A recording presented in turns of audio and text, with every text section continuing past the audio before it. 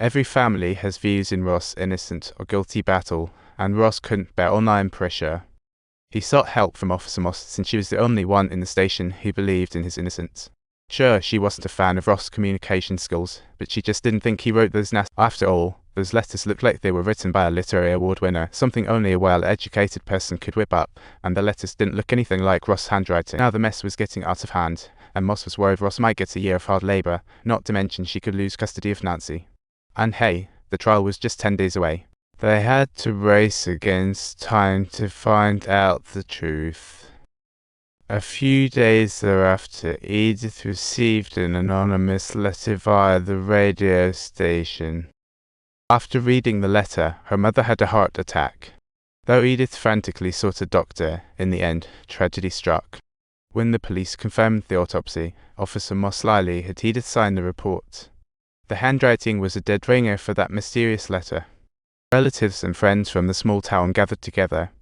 Officer Moss handed Edith's notebook to the sheriff, asking for his help in investigating the case, and he took it quite seriously.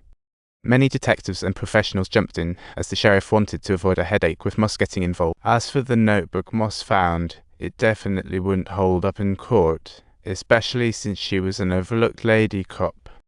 Since Moss went digging around without permission, the sheriff had no choice but to suspend her in hopes of wrapping up the nasty letter case sooner. Moss had always wanted to be a fair and impartial cop, but this little incident was stressing her out big time. Her father's teachings flooded back to her, and she was determined on. So the next day she went to Gladys since there were only 7 days before Ross' trial, and they had to find key evidence before then. They planned to monitor Edith's every move and track her driving route, but the not-so-silent surveillance quickly caught Edith's attention. At night, he opened a wooden board to reveal a stash of his own nasty letters. After years of strict upbringing, the guy finally figured out what he's really into. Turns out he admired Ross' bold personality and wished he could be just like him, but life forced him to keep up a demure facade every day. Not long after, Gladys received an anonymous letter, and the content left even Ross surprised. Who knew a socialite could say such things? After both of their tireless efforts, they finally uncovered Edith's driving route. They promptly snatched the letter out of the mailbox just as she dropped it in. What they didn't expect was that this letter wasn't a nasty anonymous note after all, but a comforting letter from Edith to her aunt. They watched their efforts go. Edith couldn't help but burst into laughter at the sight, then headed to the church mailbox to drop in her own anonymous letter, just 1 day before the trial. Ross ate ice cream with his daughter by the seaside, then spotted the truck's logo. Edith had claimed she designed this as a kid, and the lettering matched that of the anonymous letters. Ross suddenly realized where those letters came from. When Ross stepped into the church, he wasn't overcome with fury. Instead, he simply couldn't comprehend why Edith had chosen to do such a thing. On the day of the trial, both the media and the local townspeople swarmed in. Edith and her father were there for the trial too, and everyone awaited the verdict while Ross wore his typical nonchalant face. The plaintiff's lawyer started by questioning Ross, pulling out a list of victims, and Ross knew them all. He got all serious about his argument during the trial, shocking everyone.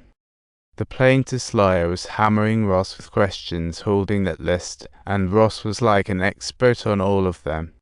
When asked why he wrote those nasty letters, Ross just shrugged and said, "Only a lunatic would do that." The plaintiff's lawyer turned to Edith, and when she heard about her family's Christian servant background, she got all hyped up like she'd just downed an energy drink. The lawyer pulled out a note, hoping Edith would read it, but she straight up rejected it because it was too spicy. The plaintiff's lawyer reluctantly gave it a quick read, causing laughter to erupt from the courtroom. The judge had to intervene to calm the ruckus, because the letter was a nasty missive from one of the victims. Next up was Ross' defense attorney, who pulled out Edith's handwritten notes, adorned with brilliantly crafted uppercase letters. The defense lawyer presented 2 pieces of evidence. One was Edith's fancy letters, and the other was Ross' bank notes, showcasing 2 totally different styles of writing. Every uppercase letter in those nasty letters matched Edith's notes perfectly. This solid evidence had the court buzzing, and Edith was totally blindsided by it. She nervously rambled on about it, mixing everything up. Finally, she just plopped back down onto her chair, completely crushed. After both lawyers finished questioning, the judge decided to take a break while Edith's father and the plaintiff's lawyer chatted like old friends. When court resumed, the plaintiff's lawyer threw some tough questions at Ross, who defended himself, saying, "That's irrelevant." The lawyer clearly wasn't buying it.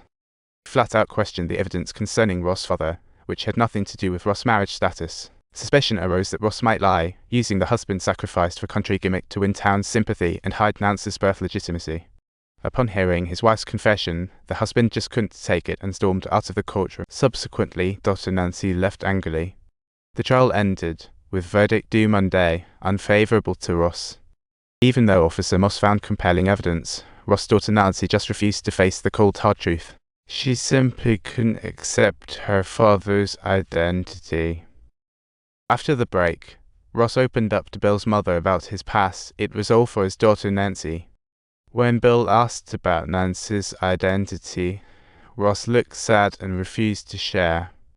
Nancy smashed her favorite guitar, yelling, "You shouldn't be here. I don't want you here. Everyone thinks you're embarrassing. You shouldn't be here. Don't let go of me."